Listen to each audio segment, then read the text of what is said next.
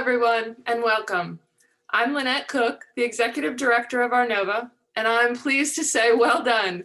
You found the right link from the conference platform or in Facebook for this particular session. Congratulations. Of course, I wish we could all be together in Indianapolis, but I think you'll find this virtual platform is a good option given the pandemic. While I'm sure you'll all learn how to navigate the platform quite well for those of you joining via the conference, I'd like to take just a few minutes to cover a few housekeeping details. First, I'll point out that in the bottom right corner of the virtual lobby, you'll find a help button. Click this anytime you need live tech support. For any other questions, simply email conference@arnova.org. You'll notice throughout the conference that many of our presenters and panelists have a lovely Arnova branded virtual background.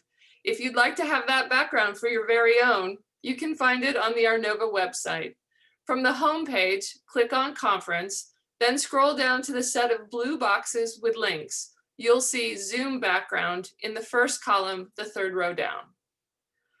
I'll also point out that on that same page, just above where you'll find the Zoom background, there's a short video with yours truly that provides more details about the various parts of our conference platform.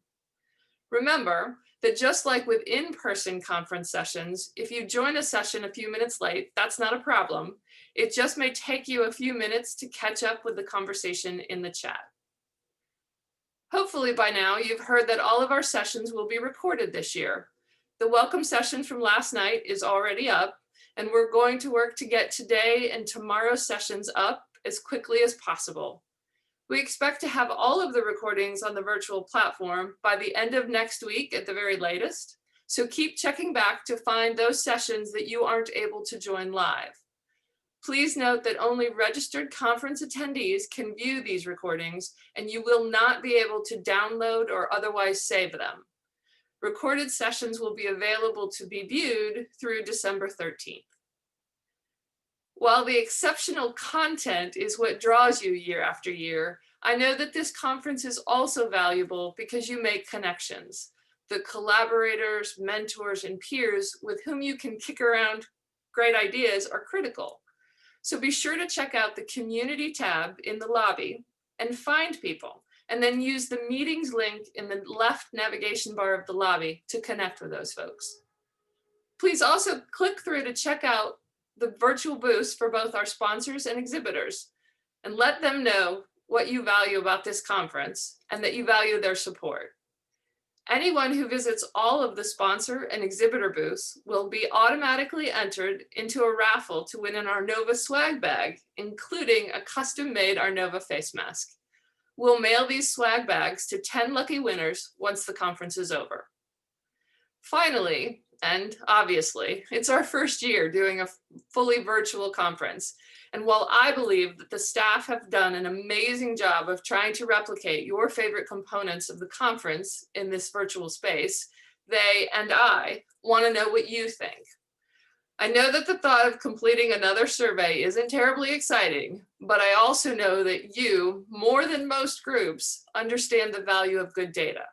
So before you leave the conference, please go to the left navigation pane in the virtual platform, and near the bottom, you'll find a link that says evaluation form. Click through and take a few minutes to share your thoughts. We really want to hear what you think. Okay, I think that's everything you need to get started. Next, we'll have the official opening to this conference, led by our outgoing board president, Angie Eikenberry. I'm delighted to turn it over to you, Angie, to officially kick off this conference. Thanks a lot, Lynette. We really appreciate all your leadership over this past year, which has no doubt been interesting, to say the least. Well, welcome everyone to this 49th annual Arnova conference. We are here and we're excited to see you over the next couple of days and a lot of great sessions. I'm excited also to tell you that while I've been very honored to serve you for the last 2 years as president of Arnova, I am very much looking forward to welcoming Pierre Rogers as our next president, whose term will begin at the end of this conference. Please do come to our membership meeting tomorrow morning Friday, 9:30 a.m. Eastern, to hear her remarks as well as other updates from the board and from Lynette. Now, I want to thank our sponsor for today's opening plenary, Texas A&M Center for Nonprofits and Philanthropy. We have a brief video to share with you now.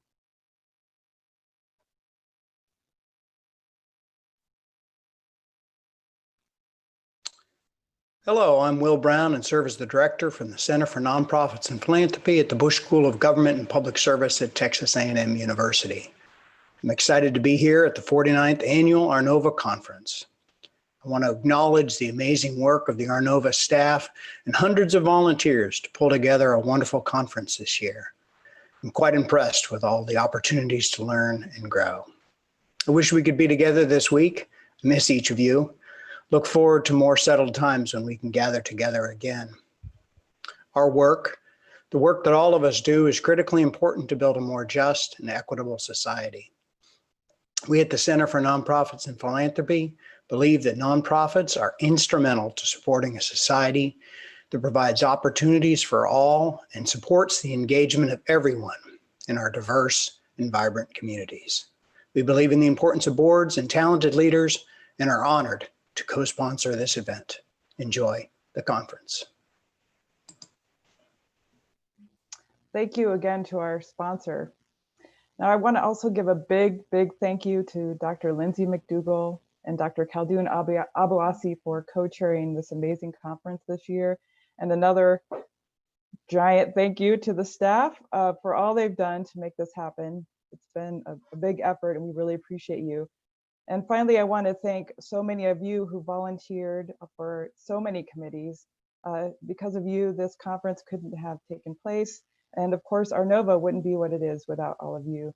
So I look forward to seeing you over the next few days. Have a great conference. And now I'm going to turn it over to Lindsay. Hello, everyone, and welcome to Arnova 20. The theme for this year's conference is how citizens are reshaping nonprofits and philanthropy in an age of disruption and transition. When we wrote the theme a year ago, we were building from the 2019 conference in San Diego, where we focused on nonprofits and philanthropy in a polarized world. This year, we called on the Arnova community to grapple with big questions, from climate change to social justice. Nonprofits, NGOs, and voluntary associations are inextricably linked to the economic, political, and socially polarized world that we live in. And as scholars and practitioners, we focus on the good that our sector brings to the world, but we also need to consider the role that individuals play in helping us achieve this good. So our plenary this morning, or this afternoon or evening, wherever you may be located, we'll focus on how nonprofits and philanthropy are responding to citizens' demands for action, the needs to reconsider approaches and values in times of transition and disruption, the power that individuals have in framing narratives and leading the way toward meaningful change, and the urgency of rethinking relations and roles that are suitable for tomorrow's challenges and promises. And so now with that, I would like to turn it over to my conference co-chair, Khaldoun Abouassi, to explain the format of today's plenary. Thank you, Lindsay. So I encourage you to engage with us in a conversation by using the hashtag Arnova20 on social media. And if you have joined us through the conference platform, you can leave your questions in the Q&A section and we will try to get to them. Let me introduce Rodri Davis, who is going to be moderating the plenary for today. Rodri is the head of policy at the Charities Aid Foundation and leads the Giving Thoughts, which is the foundation's in-house think tank that focuses on current and future issues affecting civil society. Rodri presents Giving Thoughts podcast, and if you have not had the chance to listen to that podcast, I suggest that you do. Rodri has consulted, researched, written, and presented on a wide range of issues. that are affecting civil society, from charity foundation or charity taxations to the civil society implications of cutting edge technologies such as artificial intelligence and blockchain. Rodri is also the author of Public Good for Private Means: How Philanthropy Shapes Britain, which traces the history of philanthropy in the country and what it tells us about its modern role. I should mention that when we invited Rodri, but also our guest speakers for today to this plenary, they really did not hesitate. We are so grateful for all the work that has been put into this plenary, which is both timely and promising.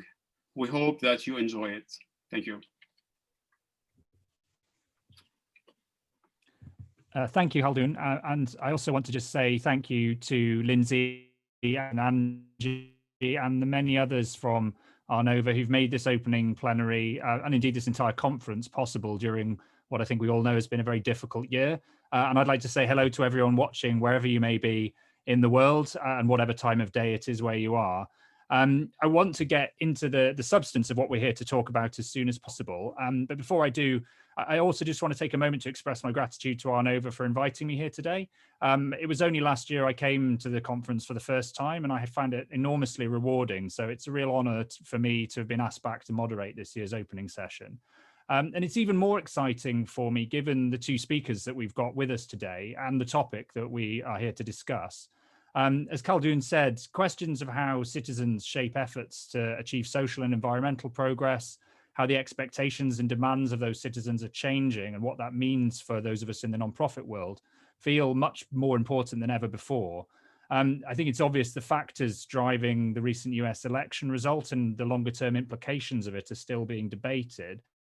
But one area of widespread agreement so far seems to be that people and communities who've been historically marginalized played a key role in determining that outcome, and that this was only made possible through the hard yards of grassroots organizing and movement building. And perhaps that's unsurprising, given that as we look more broadly at the major challenges facing the world today, from the climate crisis to racial inequality and injustice, we increasingly seem to look to individual activists and social movements to bring urgency and to drive change. So this conversation today feels incredibly timely, and I'm delighted to be a part of it. Now, my role in that conversation really is just to help it happen and otherwise to fade into the background as much as possible. So I'm going to do that as much as I can right now and move on to introduce you to our two great guest speakers. Firstly, Vanessa Nakate. Vanessa is a Ugandan climate justice activist. She grew up in Kampala and started her activism in December 2018 after becoming concerned about the unusually high temperatures in her country. Vanessa found the Youth for Future Africa and also the Africa-based Rise Up movement.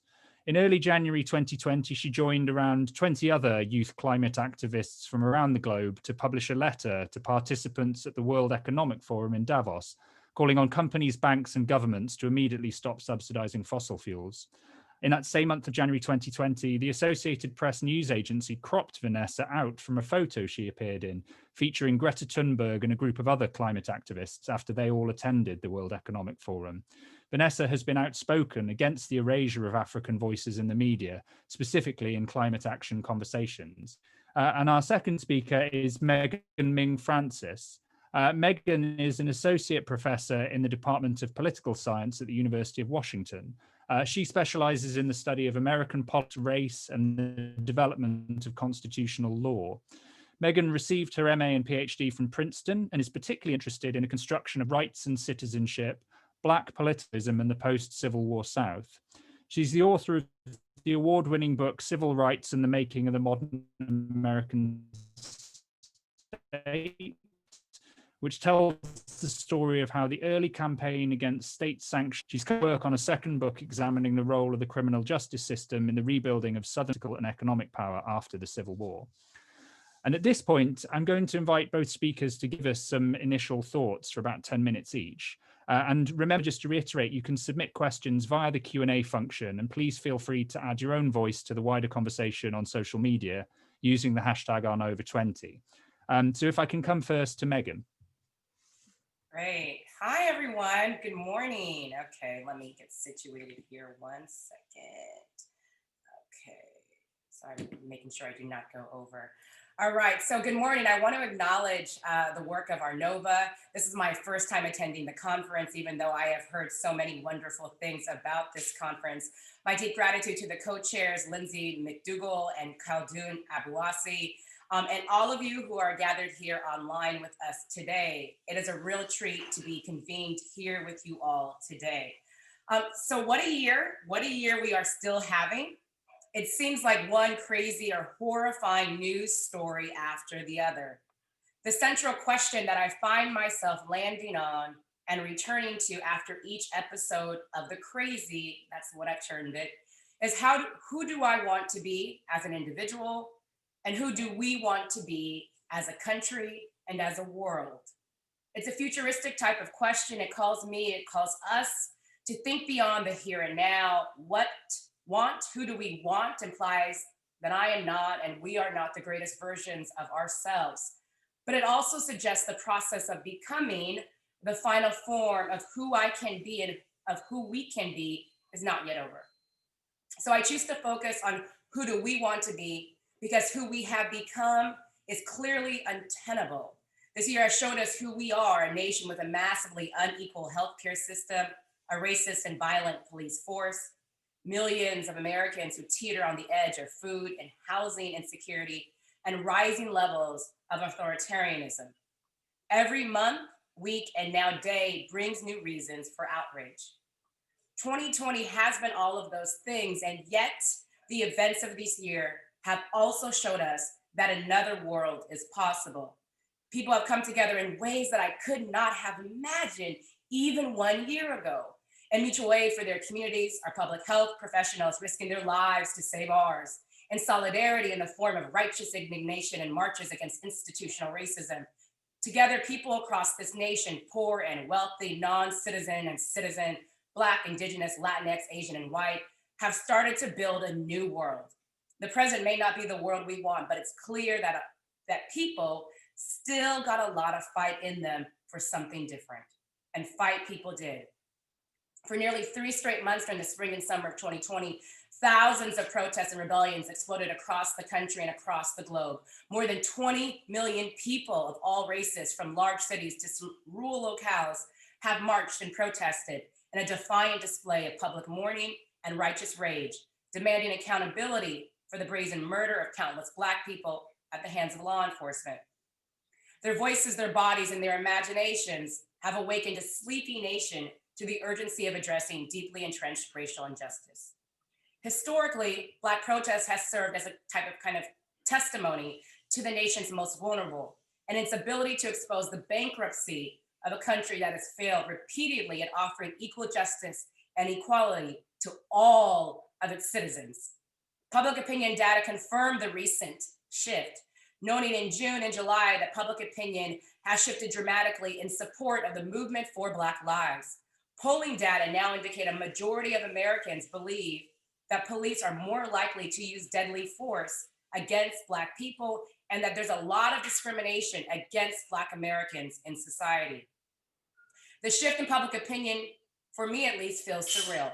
Let's remember that in 2014, many white Americans thought acceptable to debate the phrase Black Lives Matter. Fast forward to the present, where members of Congress and police officers take a knee, raise a fist, and proclaim Black Lives Matter, and a public performance of solidarity with protesters. Perhaps most important, Black protesters' calls to reimagine justice, defund the police, and reinvest in the community programs, all of which were considered radical ideas, have suddenly made their way into the mainstream of American public thought and action. Protesters have changed the way the United States and the world thinks and talks about racial justice. My takeaway from these racial justice protests is that it's movements, not our political elites or storied institutions, that are the engines of democracy, and we must invest in them. Protesters centered around the protection of Black lives have brought this nation to its knees, literally. The Black Lives Matter protests have also revealed a philanthropic sector enamored with itself and out of touch with the largest racial justice uprising in American history. So I developed the concept, or coined the concept, of movement capture to describe the process whereby private funders use their influence to shape the agenda and strategies of vulnerable civil rights organizations during the early years of movement formation.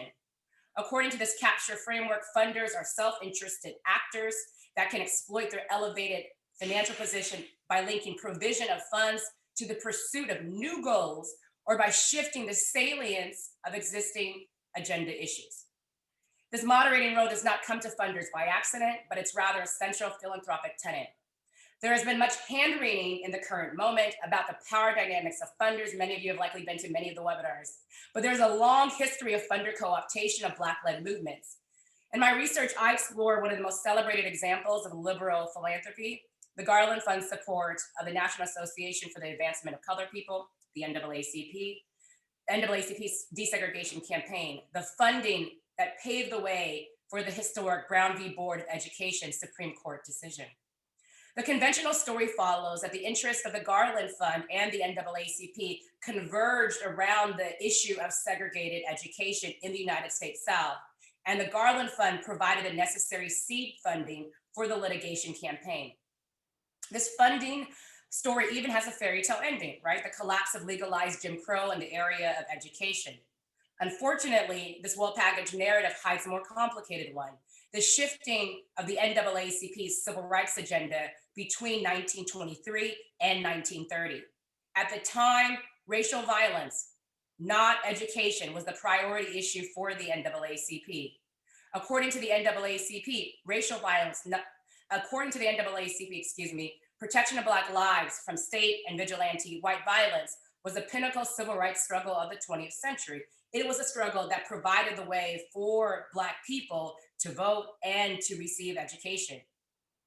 However, funds had dwindled and the NAACP could barely keep the lights on. Enter the Garland Fund, a progressive foundation with a board of directors comprised of white radicals. The NAACP's leadership attempted to redirect the money to the issue of racial violence, but with little success. Given the urgent needs of African Americans in the early 20th century, the NAACP chose to move forward with the grant. The funding of the education desegregation campaign represents a critical juncture in the NAACP and the larger United States civil rights movement, away from direct action focused on racial violence to litigation focused on education. Despite this well-documented problematic story of philanthropy and early and mid-20th century civil rights activism, today's funders are continuing to act in ways that undermine radical movements for justice. We are again witnessing a lack of courage from big philanthropy. The protests against systemic racism disrupted the normal functioning of philanthropy. Caught off guard by the massive protests calling out systemic racism and racial capitalism, many philanthropic leaders have shrunk instead of risen to meet this historic moment. The social movement for some was too Black and the agenda was too radical. Far from these protests feeling like the crescendo of decades of funding social justice organizations, the protests have exposed a gilded philanthropy out of step with the causes it purports to support and lacking an imagination about how to see power and support Black-led movements. But it doesn't have to be like this. Today, there are tremendous challenges and opportunities for the philanthropic sector in the relationship with racial justice movements. Specifically, I think there is a real opportunity to move from a traditional strategic model of grant making to a movement-centered model. A movement model of grant making believes philanthropy should be in service to movements for social justice. The shift to a movement model shifts the mindset from a strategic business investor who wants to see returns on investment, right? That happens a lot, too much, to a movement participant. Thus, instead of thinking about what is required of the grantee to reach certain benchmarks to receive additional funding, this framework asks funders to think about what is required of them. Practically speaking, it means centering movements and not issues, and it would mean inviting movement leaders into the grant-making process as collaborators to share power. A movement-centered model means acknowledging that foundations and consultants are not the best authorities on how a movement grant should be carried out, nor what the metrics of success might look like. And this is because movements are structured differently in terms of how they behave, how accountability operates, and the end goals than other organizations. Above all, it means that movement participants and leaders are treated as subject matter experts, as they are the ones with the actual expertise about how to sustain and build movements. Philanthropic institutions can continue to go down a well-worn road and patch up holes on a leaky roof. And change, but only acceptable change on the margins. But that would be a mistake. Movements, especially the racial justice movement in our country right now, are actually demanding that systems and institutions transform. In conclusion, 2020 is the year of the organizer, a year in which the power of the people has been on display like never before. Right, we've seen protests focus on the pandemic, voter suppression, rent moratoriums, Black Lives Matter, immigrant organizing, climate justice. And it strikes me that in this tremendous display of citizen activism, that protesters have created space for philanthropy to transform its relationship to social movements. The protesters have already made the argument that the current landscape of funding is not working. This disruption has created, I think, a unique opening to work together, to listen differently, to trust differently, and to address the question of who do we want to be? What the philanthropic sector chooses to do with this rebuilding opportunity and how they decide to answer this question is a story that is still being written. Thank you so much. I am so much looking forward to the talk and the conversation later on. Thanks ever so much to Megan there for those thoughts and some real interesting challenges in there that I hope to pick up on in the Q&A afterwards. At this point, if I can come over to Vanessa and ask her to give some initial thoughts for 10 minutes or so. Vanessa, please.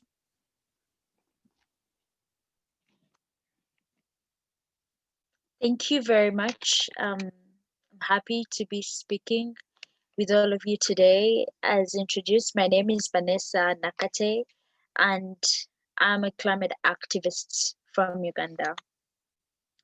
There is no doubt or denial that we are in the age of disruption. We are in the age of challenges. We are in the age of disaster after disaster. And also, there is no doubt that we are in the golden age of philanthropy. And to simply put it, philanthropy has been defined as the desire to promote the welfare of others through different initiatives for the public good, focusing on the quality of life. And I'm happy to be talking about this today.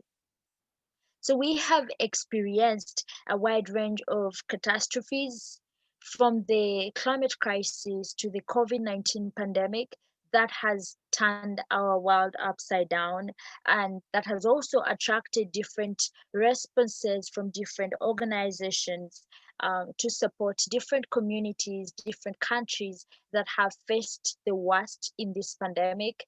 For example, in my country, I would see so much support coming in because many people had to struggle to get food to eat, to get shelter, to get health facilities. And through these responses that kept on coming in, the government was able to provide food to the people and also give them water and any valuables for them and their families.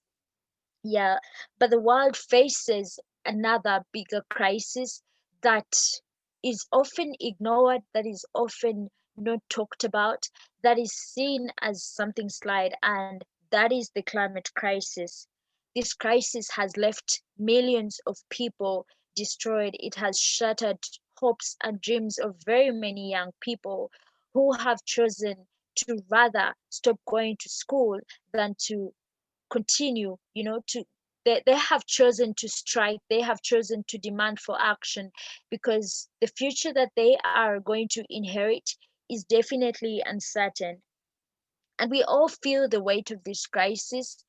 We all face the same storm in this crisis, but it's important to note that we are in different boats when it comes to this crisis. Some boats are sinking deeper, some boats are catching fire faster, or some boats are even already burnt. As we can see that the climate crisis, it may affect us all, but it doesn't affect us equally. There are communities that are facing devastating impacts of climate change. For example, communities in the global south, indigenous people, Black people, people of color, they face the worst of the climate crisis. But remember, they are the least emitters of the CO2 emissions in the atmosphere. And I feel this is what makes the climate crisis a social justice issue and a racial justice issue. The existence of social injustices such as racial discrimination and gender inequality or improper access to necessary health or basic facilities are exacerbated by climate change. And that is why climate justice calls for equal distribution of resources needed in adaptation and mitigation in all communities. There is no climate justice without social justice, and there is no climate justice without racial justice. When you go to the United States, you find that communities of Black people are, I would say, Black people are always found in residencies that are prone to so much air pollution, that are prone to poisoned water, for example, the Flint water crisis. When you come to the global south, many people in the global south, they are struggling so much to survive because the climate crisis threatens the availability of food for their families, it threatens their livelihoods, it threatens their future, and it literally puts them to a place of continuous going backwards instead of moving forward. And that is why I think philanthropic giving needs to create opportunities and promote sustainable living of the people that receive this support.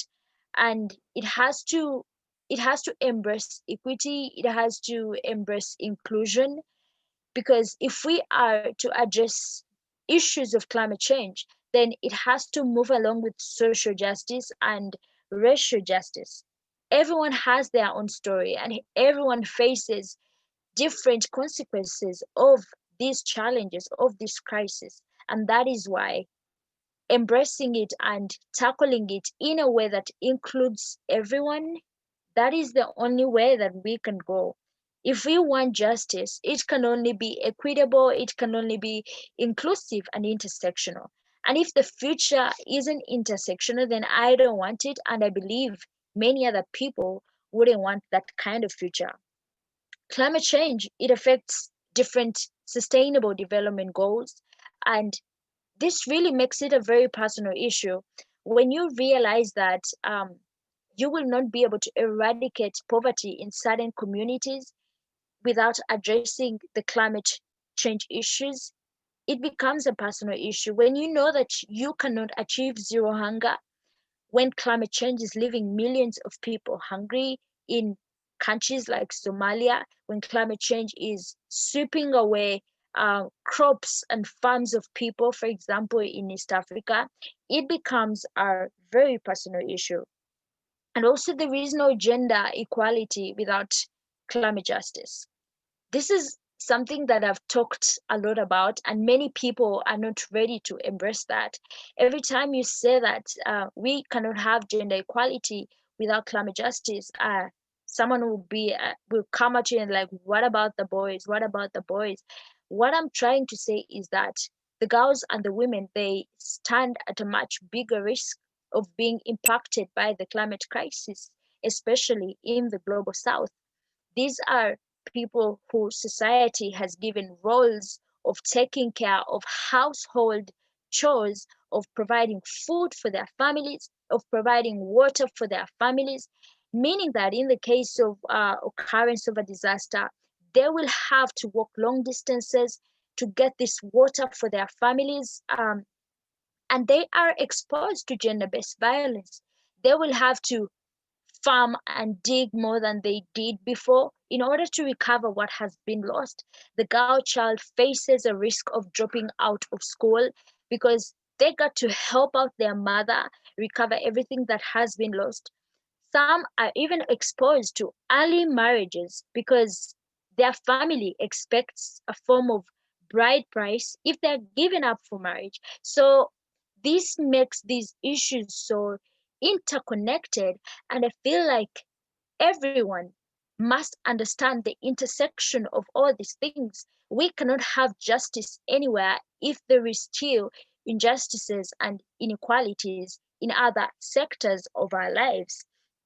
So non-profits, they need to be educated about these intersections, because at this point you realize that climate change is not all about solar panels. It is about the people and the planet. And I also think that we need to move away from thinking only rocket science, moonshot technologies.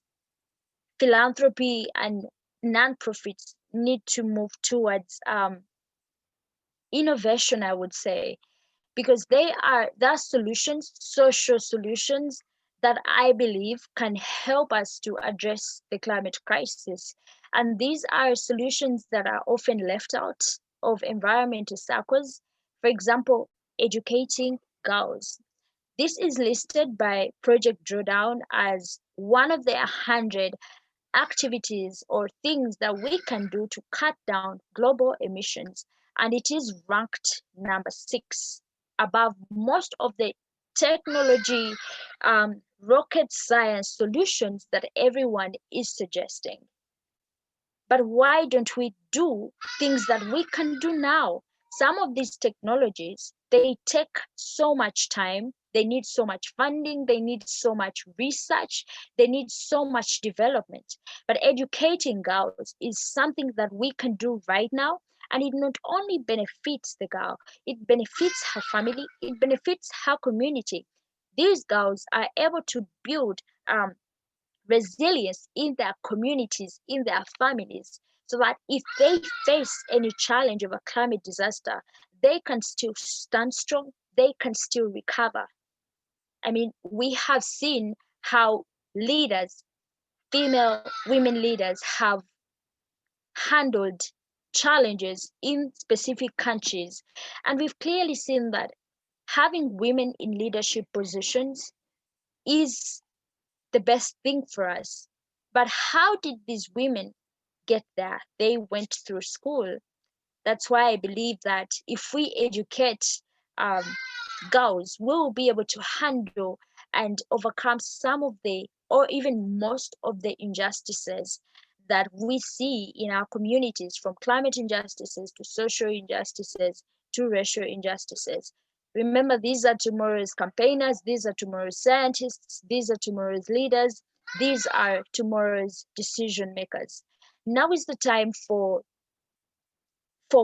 organizations to look into funding and supporting projects or programs that involve educating girls. We need to start talking about this right now. Let us educate girls for the climate. Let us empower women for the climate. And I believe that we need to move from funding dependence to funding resilience. It is one thing to continuously uh, offer funding or support, and yet the person or the community continues to depend on you. Now is the time for philanthropic giving to move towards funding resilience, to to move towards funding resilience and moving away from funding dependence. Through this, individuals can become self-independent, communities can become self-independent in the long run, because activities such as education, which I've talked about, skills development, it is able to build resilient individuals, resilient families, resilient communities, and resilient countries. And I would also like to talk about grassroots projects.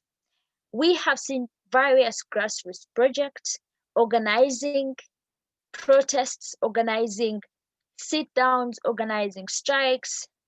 And most of the victories that we see, they start from the grassroots, they start from community based projects. But then there is so much struggle on how these projects get support, on how these projects can move ahead and drive change across their countries and across the world. So funding has to be made available to grassroots projects that are people-centered and enable community engagement. And I think now is the time for non-profits and the people working on the ground in these projects, in these organizing to work together. we should, no, non-profits should move away from just signing checks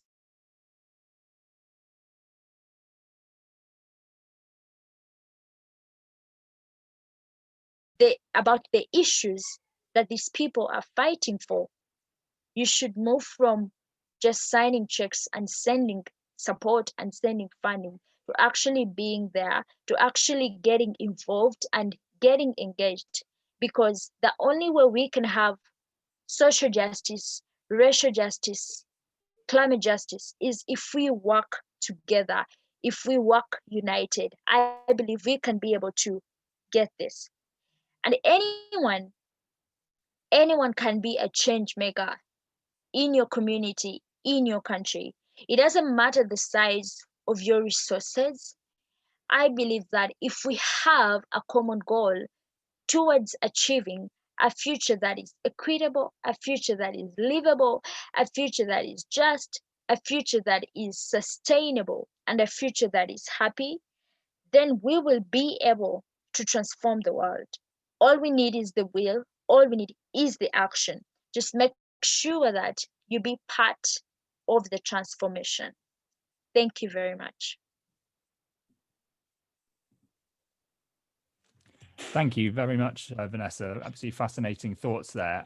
We're going to come on to the structured Q&A section now, where I get the lucky opportunity to ask some questions to our speakers. Don't forget, you can post questions in the Q&A function as well, and we will be picking those up and asking some towards the end. I just wanted to start by asking, building on what Vanessa was talking about there, and certainly reflecting what Megan said. It seems as though we're in agreement that issues of the scale of the climate crisis and racial injustice and gender inequality as well, I suppose, are so big and cross-cutting that it really feels like we shouldn't see them as individual causes in the way that we traditionally think of things in the nonprofit world. And actually, we should think of them as the responsibility of all funders and organizations working in the nonprofit sphere. Does that sort of reflect what you think, and what does that actually mean in practice in terms of what funders and nonprofits should be doing? Maybe Megan, if you want to take that first. Yeah, so this question is about, in terms of kind of, are these big questions around racial justice and climate justice, should they be seen as kind of the responsibility of all philanthropic funders and nonprofits, instead of the ways in which that many nonprofit or like funders have kind of siloed these different areas, right? And that some focus on racial justice and some do not. So yeah, I mean, I'm somebody who believes very, very deeply and strongly, and have always believed that the biggest fight, at least in my opinion, especially if you are somebody that cares about some idea of social justice or about the world, is that you have to protect life. I believe that very strongly. And one of the issues I think that has been revealed, at least this year, is that people, and I think a lot of times funders have undermined the violence of not addressing racial justice and environmental justice together at the same time, right? That finally, it seems like in this summer of 2020, there's been a number of funders who've had these deep conversations and have tried to think about, okay, I really can't fund democracy work. I really can't fund climate work without also addressing racial justice, right? And that for, I think, a number of funders was like, oh, like we only can achieve so much, right, in terms of democracy work, in terms of climate justice work, if we don't also address the way that racial justice, like that concerns around racial justice, right? And so it strikes me that if all funders really thought deeply about the intersections of environmental justice and racial justice in their funding portfolios, they could see the very deep intersections and how actually focusing on racial justice and environmental justice would actually, I think, lead to better results and greater impact in their grant making portfolios. And Vanessa, you certainly made this point about the importance of thinking intersectionally on these issues. Have you seen many funders or NGOs you've talked to understand that? No, I think there is still much education about understanding this intersection, because if we choose a specific cause to maybe fund or to support, it frustrates the other causes. I believe that we are in a sort of a system. And if one part of the system is frustrated, then the entire system is frustrated. We can only move forward if everything is handled like one system. Just imagine your entire body system. If one of your body parts gets sick, that means your whole body is affected. So that is the same way the funders should look at this. Everything is interconnected. As I said, if there is injustice anywhere, that means the rest of the justice elsewhere is frustrated as well. If we have to get justice, it has to be for everything because it's all one system and they must understand that intersection. Absolutely. And I wanted to ask another question that builds on something both of you touched on, which is that we're seeing a lot of focus on social movements and grassroots organizing and sort of individual activism. To what extent do you think that is a reflection of the traditional nonprofit world? Is it partly driven by a sense that a lot of traditional nonprofits and philanthropic funders have had their chance, but they haven't really moved the needle on these issues? Vanessa, maybe you could say a bit about, whether you've seen frustration with the people and communities you work with on that front. Can you please go again? Yeah, what I'm just getting at, among the people and the communities that you work with, and particularly young people, is there any sense that they are more interested in movements and grassroots activism because they feel traditional nonprofits and funders haven't really addressed the issues that they're concerned with? Well, I would use myself as an example. With climate activism, there are different things that we can do to help cut down emissions, and we always hear about the solutions, solar, eco-friendly stoves. But everyone talks about these solutions, but no one actually brings them to these communities. It's all about the talk, but no one is there to actually carry them and bring them. And yet most of these communities, they either cannot afford or they cannot access them. So when I saw that gap as an activist, I decided to start a project of installing solar panels and eco-friendly stoves in schools, because I was seeing so much talk about solar in households, solar in schools, but I wasn't seeing anyone bringing that in my country. So I think most of these grassroots projects or movements start because we do not see the actual support from funders coming in. So we try to do it by ourselves. Great. And Megan, perhaps you could pick up on that. Yeah, so I mean, one of the things that's been really interesting for me, I spent a lot of time around this spring and summer trying to understand protests like I have never even seen before as somebody who has focused on the history of Black protests. Like this, I was like initially like, it's not gonna last this long. And then it lasted and it's still ongoing, right? But trying to understand this cross section of people and this frustration. And I'm not sure if it's in terms of frustration at traditional nonprofits per se, but more of, I think, frustration with the current system, of which many people see nonprofits as part of, and in service of sometimes, and sometimes not kind of disrupting the larger systems and institutions. It's clear, right, that service delivery organizations are important and they are needed. But it seems that in this moment here, that kind of what you had for people from different sectors was that like, we need those, and we also need to fund and we need to have stronger organizations that are focused on kind of a power disruption, right? That service delivery along with organizations that are focused on challenging the power of the system itself. Right, that like kind of going on the way that people have been going on, which is basically then just kind of like plugging up holes on a sinking ship, right? And like covering up like a leaking roof.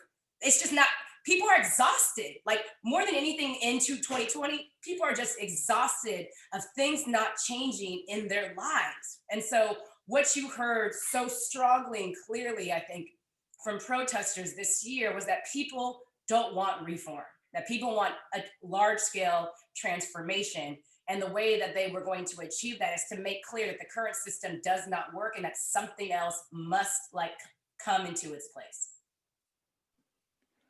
And just picking up on that, it always seems to me one of the real challenges for philanthropy or philanthropic funders when it comes to that question of transformation rather than gradual change is that they're often reflective of the system in which wealth has been created, and therefore their ability to really move things forward in a transformational way is limited. Do you think, that is a limiting factor, or are there ways of doing philanthropy that can genuinely kind of dismantle the systems in which the wealth was created? I know. So, I mean, this is like a perennial I mean, there's obviously a lot of really, really important questions. But this is the perennial question that I think philanthropy faces, right? That they are creatures of capitalism, right? That part of, in terms of the ability for them to fund organizations, right, is that maybe historically or maybe in the current like world, they have achieved and accumulated immense amount of wealth, oftentimes on the backs of and because of the labor of indigenous, Black, and brown people, right, in the United States as well as across the world. So it's kind of, I mean, it's this interesting question about, can these institutions, which are in terms of the reasons why they actually exist, can they not necessarily be reformed, but can they be transformed to actually do good? I think they can. And part of the reason why I'm saying they can is because I've seen it. One of the things that has been really exciting is that I feel like in this kind of traditional sector that there is also 2020, this is kind of going into what I was thinking about the opportunities. There's been more kind of, I think, rethinking about how philanthropic institutions operate than ever before. And I think at least for me, some of the most exciting, bold thinking is really being led by women of color inside of philanthropic institutions that are asking, right, philanthropic institutions to act differently, to be more in partnership with movement leaders, to take risk, to transform the way that like they actually perhaps not even accept grant applications, right, in terms of thinking more long-term about what it actually means to fund a movement. And that, I think, is something that philanthropy has not been comfortable with at all. And I mean, that's, I think, a longer story about the infusion of management consulting in the philanthropic sector and like the desire, right, in order to like measure outcomes and impact. And the thing is, like, movements don't operate like that. Like, how do you measure? Like, you don't get 2020, right, without 2017, without 2015. Right. But we just like, and so if you funded BLM in 2015, if you funded BLM in 2017, after 2 years of the grant, it would have been like, we got some headlines, right? We like changed a little bit of public opinion, but it's still really hostile.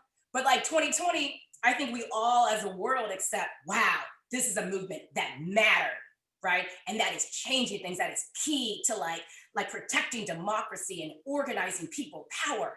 Right. And so I'm saying all that to say that the way that you measure and think about and evaluate movements has to be different. Right. So to me, there's a tremendous amount of like, obviously, funds in the philanthropic sector. It needs to be moved. It needs to be moved quickly. Movement participants need to come inside and like be a part of that. And it just, the entire way that philanthropic institutions have operated needs to be different. The last thing I'll say on this, because I know I've been talking a little bit long here, is that the other thing I think that really needs to happen in terms of like, can the philanthropic sector act different this time? Many philanthropic institutions need to do work in terms of historical work and repair work. That everybody wants to do better in the future. Like, oh my goodness, this is crazy. This is so bad. That in terms of 2020, right? This realization. And everybody wants to do better moving forwards. But it's like, how can you do better moving forwards if you don't even realize the harm that your institution helped create? Like whether it was to undercut movements or how your wealth was accumulated. And that work needs to be done. And Vanessa, maybe we could pick up on that, because obviously you yourself are leading a movement. Have you had interactions with philanthropic funders or NGOs, and have you found that they have made demands of you in terms of asking you to do particular things or trying to sort of shift you away from what you were focusing on? Unfortunately, I haven't had that opportunity of speaking or interacting with funders or philanthropists about the movement and about the work that we do. And I think that is really a challenge, and it speaks a lot. I think the fact that you've not had the opportunity in itself says something. I just want to come on to another question, because I think, yes, it does. Obviously the conference we're at, Our Nova, is about philanthropy and nonprofits, but looking through an academic lens. And talking to you as somebody leading a movement, I'm really interested in what your thoughts are on what value academic study about movements can have to your work. Do you currently find academic research useful, or what would be useful to you? Well, I think that different movements are inspired by very different things.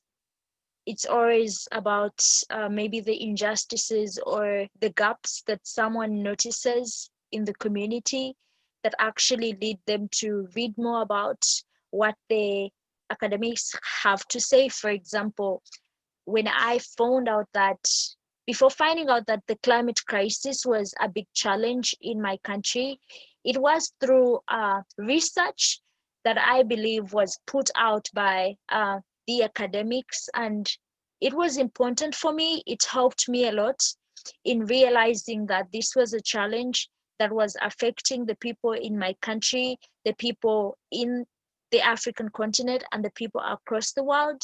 I got the necessary information I needed to understand the science of climate change that I didn't have access to in schools. So I think that information is also very important in actually building a movement.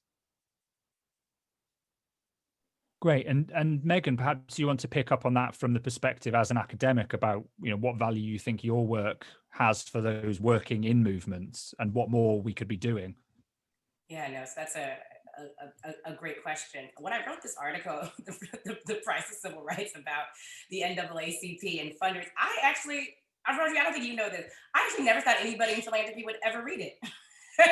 I thought it would be that like the small group of like academics would actually read it. And I've been excited to see that actually wasn't necessarily the case. To this, I think, a larger question, which I have been thinking a lot about the past few years, which is kind of what can, especially for me, again, as somebody, my orientation is not necessarily coming from the field of like philanthropy, nonprofit studies, but really coming from kind of the perspective of Black politics and the Black freedom movement in the United States. So that orientation has made me think a lot about, okay, like in writing more about philanthropy, especially as it relates to the Black Lives movement for Black lives right now, kind of like what can I offer, and what is the purpose, and what can activists perhaps take from our research? And to me, I think like one of the things that I know there's been some work, but still not enough, is really probing the role of funders at different moments of racial justice and social movements. I think that is really important. I think that for me, one of the exciting aspects about the Movement for Black Lives platform when it initially emerged was there was an explicit skepticism and critique of like funder co-optation. And that is something that, in talking to a number of activists, that they picked up through reading different historical works that talked about the role of white funders in Black protest movements. And so one of the things I think that's important is to like shed a light on these often forgotten histories about the role of funders to kind of approach it critically. I think oftentimes the kind of philanthropy kind of occupies this interesting space, especially in a lot of, I think, movements where it's not critiqued. And it's seen as like good work, right? That like kind of the benevolence of philanthropy. And so I think it's really important to shed a light on that, and make that clear. Yeah, no, that's excellent. I'm just aware that we've got lots of questions coming in on the Q&A, so I want to leave plenty of time for that. So I'll just ask one last question, if that's okay, from the list that we had. We've talked, and both of you have talked, I think, about racial justice and about climate justice and other forms of justice, that they are all kind of interconnected and that has big implications for philanthropy. It seems as though the search for justice is something that is particularly well fitted to taking a movement approach. And increasingly, there's people asking questions about whether justice sits in opposition to charity. Do you think this is a kind of a fundamental tension for those who work in philanthropy, that actually, if we're going to empower people to seek justice, that's a very different thing from asking them to accept charity? Perhaps Vanessa, if you. Well, I think it's important to do them together, to encourage people to seek justice, as you also provide the charity. Many times seeking justice involves so much required resources, so much required funding. So you giving the funding, philanthropy giving the funding, is a motivation to actually seek for this justice. Well, as the justice seeking is inspired by the inequalities that people see in communities, by the challenges that people see in communities. So they do everything they can to try and drive these movements, to try and make these movements work in their countries, to try and get the justice that they need. Now, what philanthropy needs to do is to be there to support those who are seeking justice in funding and in person. As I said, enough of just signing checks. Be educated and be on the ground, be part of the change. History should remember you as one who fought together with those seeking for justice, not as one who signed a check. Wonderful. I'll just get in this very quickly here. I do think that is a central tension. Though I want to say that in terms of, I mean, you know, kind of I sit in the academy, and well, we can wax philosophical about what justice is, right, all the time.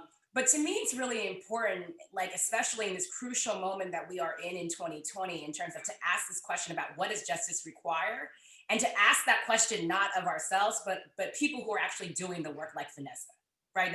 That we should have this conversation in terms of, especially for funders, about what does justice require, not in terms of like, I wonder if this is the type of justice that is necessary for this moment. We should ask people who are movement participants and movement leaders about how they envision and what they imagine to be justice. And we should support and amplify those visions. And I find it very concerning that this incredible activist, Vanessa, has not been in conversation with these funders. So, and I know that there are some listening to this, right? That like, how are you doing climate justice and racial justice and not having conversations with people who are like working on that right now? That those visions should inform all types of funding work. So there. Great point. I'm going to come on to some of the questions we've got here in Q&A, and please do keep them coming in, and I'll keep an eye on them. One that I think should be relevant to both of you and builds on things that we've already talked about to some extent is around the relationship between movements and philanthropy and politics and political activism. Somebody asking, you know, in the US, there are restrictions that prevent foundations from engaging in political advocacy, and the same is true in many countries around the world. What does this mean for foundations' involvement in social movements and their ability to pursue sort of transformational policy change while staying within those constraints? I mean, Vanessa, do you think that there's a sense that traditional NGOs are more limited than someone like you working in a movement because they have to watch that they don't get involved in politics? Well, I think that most of these organizations are limited, and many times this comes from the people that are funding them.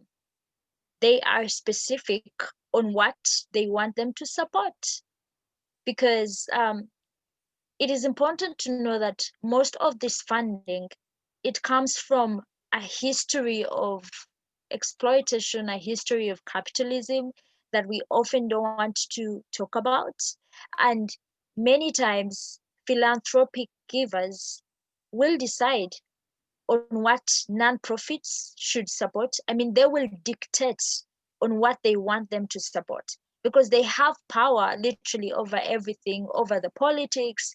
So they will decide, if we are to give you money as a non-profit, then do not get involved in any movement for climate justice, because we are one of the destroyers of the planet. Probably we are a petroleum or a coal power plant or any fossil fuel company, and it will say, if we are to fund in your non-profit, then you have to make sure you don't support any climate justice grassroots movements, or you shouldn't support any racial justice movements in your communities. So I think most of the times this dictatorship comes from where the source of their funds is, and this should be a a check for those who do that funding, to realize that if you are to give funding, if you are to give to a non-profit, do it freely, do it willingly, do not dictate. Let them choose what they want to get involved in. Let them choose the movements that they want to support, and also to non-profits. There is no room for you to select the movement you want to support, because everything is interconnected. You cannot say, I'm supporting this and I'm not supporting this. You have to support everywhere you can to ensure that we have justice everywhere.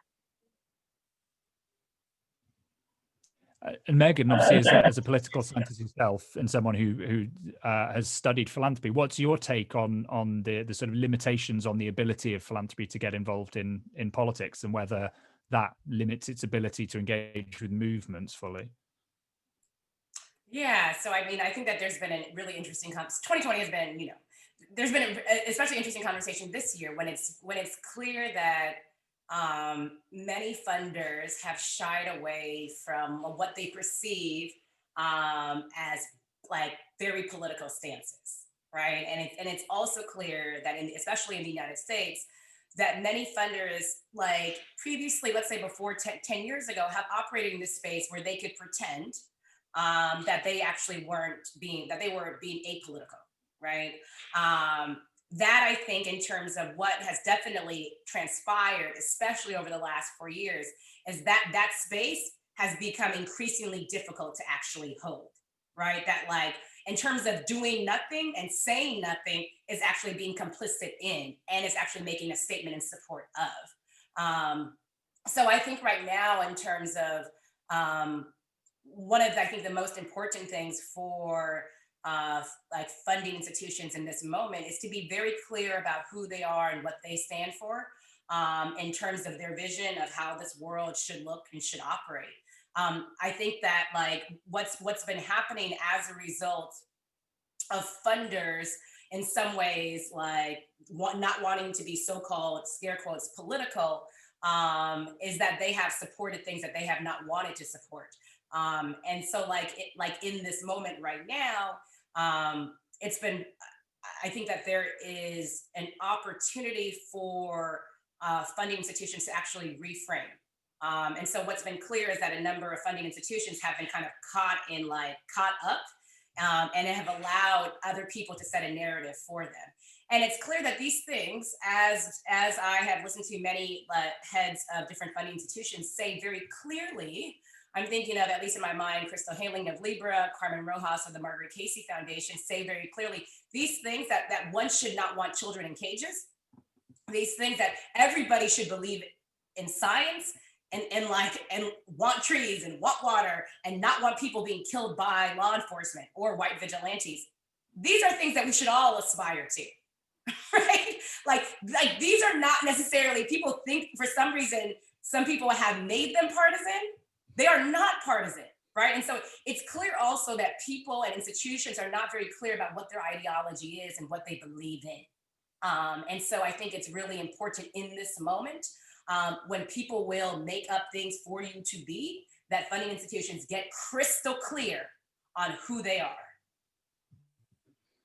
And there's just somebody's asked a quick clarifying question, which I think probably relates to that specifically for Megan. Just saying, could you comment briefly on the distinction between BLM, Black Lives Matter as a movement, and the Black Lives Matter network, and whether some of that organizational side of it functions more like a traditional NGO? Oh, that's interesting.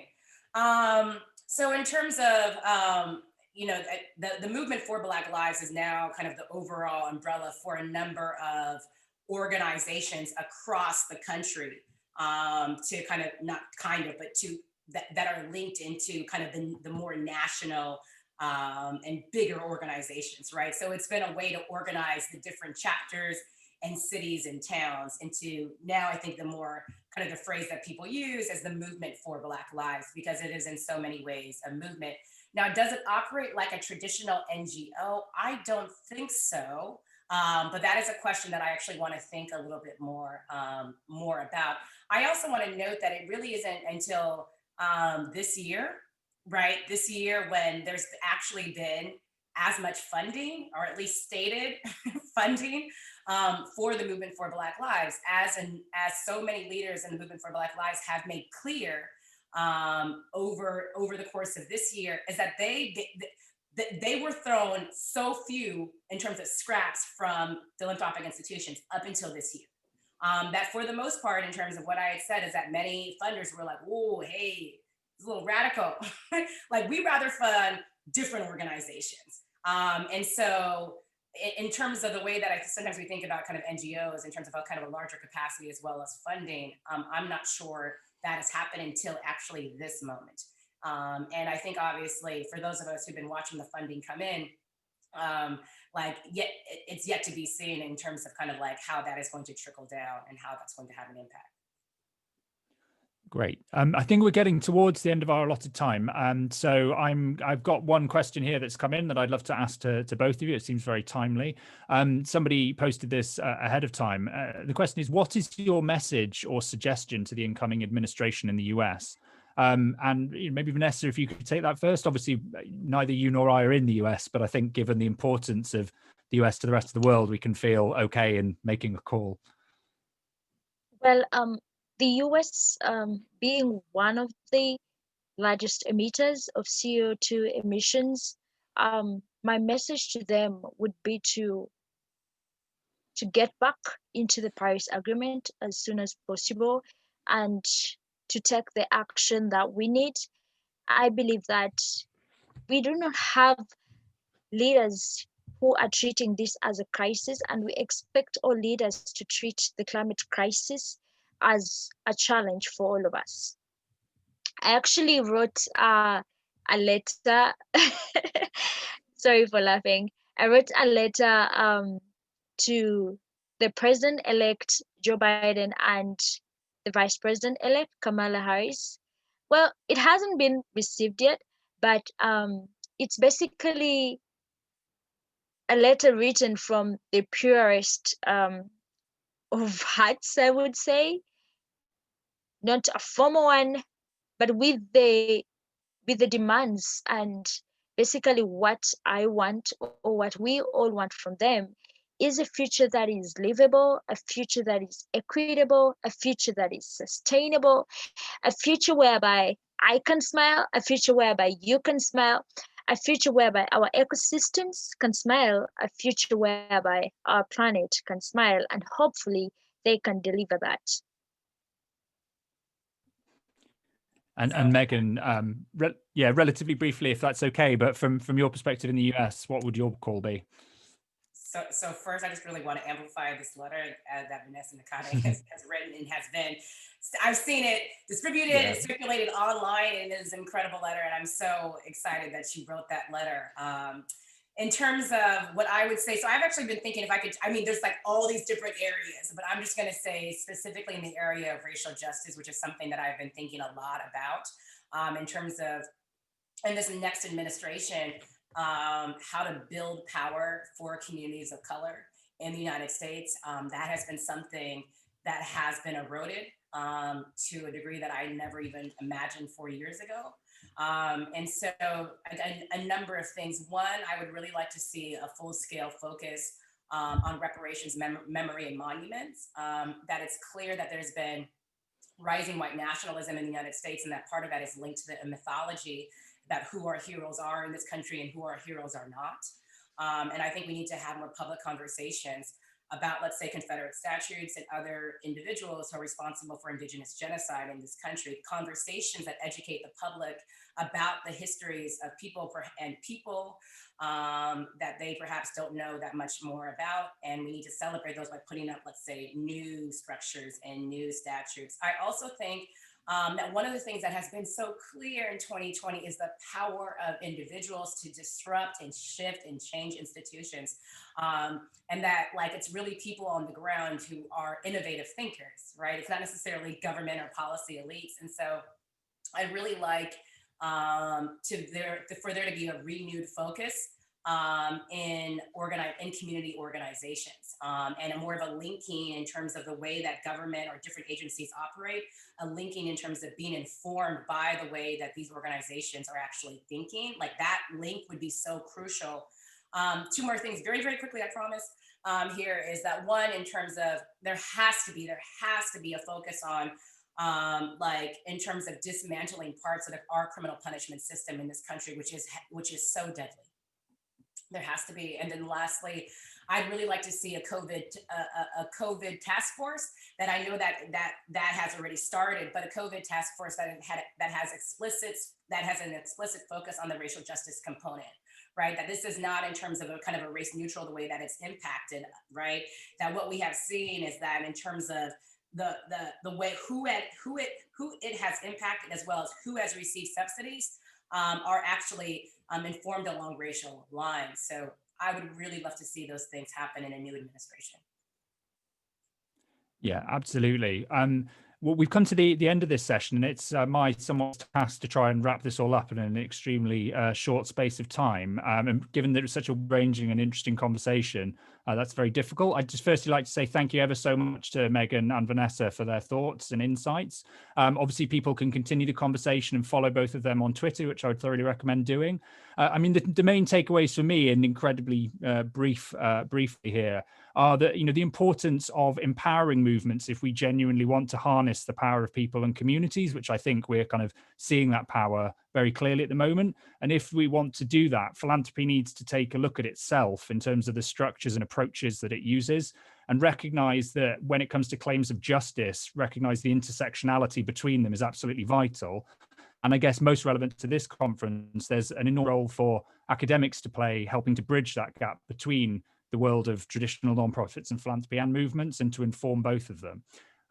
So without further ado, I'll hand over to Lynette. Thank you so much. I feel like I want to cheer. So thank you so much, Vanessa, Megan, and Rodri, for sharing your collective expertise with us today. If you were following along on Twitter, you'll see that there have been lots of comments and lots of emotion. Again, I'm a little glad my camera was turned off, because you would have seen me cheering you on. It was amazing. Thank you so much. For all of our attendees, please know that we'll have the recording for this session up in Hub as soon as possible if you'd like to review certain parts of the conversation. Remember that the first set of breakout sessions are starting soon. Join us tomorrow for the membership meeting at 9:30 a.m. Eastern Standard Time. Don't forget to visit our exhibitors and sponsors when you have the time, and use the live chat support if you need. Thank you all so much, and we'll see you soon. I'm delighted to be with all of you. Take care.